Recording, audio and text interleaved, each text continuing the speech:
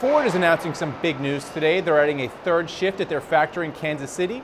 Here with the details is Joe Hinrichs. He's Ford's president of the America. Welcome, Joe, and tell me what's going on in KC.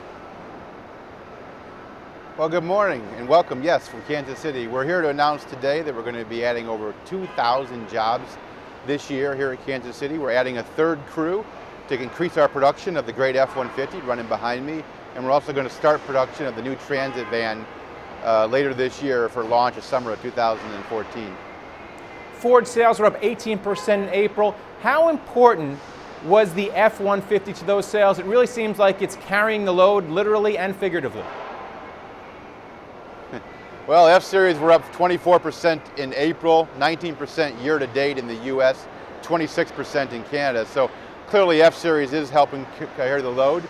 That's because truck sales are leading the growth in the industry overall because of the housing sector coming back and because of oil and construction also starting to take off in the U.S. So we love our F-Series and they're doing very well. But our balanced portfolio is doing well also because of Fusion, Escape, Explorer, Focus are all selling well as well. Where do you see the greatest competition coming from for the F-150? I know Toyota is also ramping up its truck production. Well, historically, it's been a fight between Ford, Chevrolet, Dodge, and others, but we've been the market leader in the U.S. for 36 straight years. We don't have any intention of giving that up. So far this year, we're doing better than even last year as far as outselling our competition.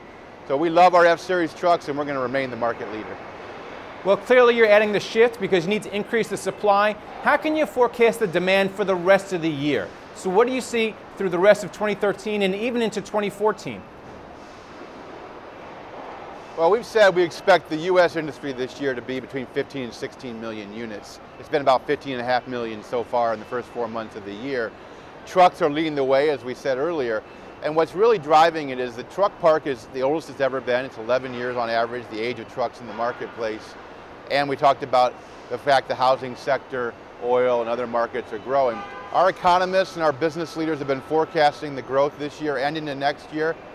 We think the U.S. economy will grow about 2% GDP growth, with the trucks outselling the rest of the industry. Thanks a lot, Joe. Good luck with the extra shift in Kansas City.